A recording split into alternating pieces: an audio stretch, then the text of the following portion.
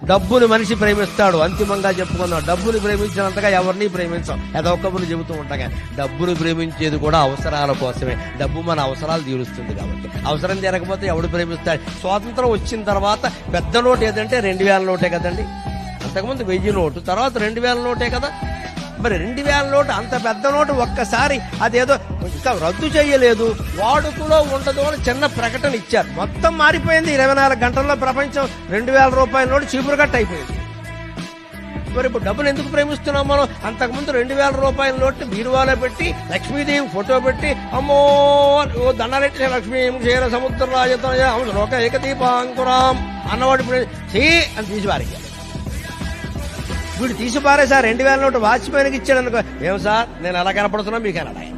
డబ్బు ఎప్పుడు అది మన అవసరం కొద్దీ డబ్బును ప్రేమిస్తున్నాం, కానీ డబ్బు మీద మనకేం గౌరవం లేదు. లక్ష్మీదేవి మీద అస్సలే లేదు గౌరవం. అని విష్ణుమూర్తి ఉంటుంది, మనకెందుకు ఉంటుంది ఇక్కడ?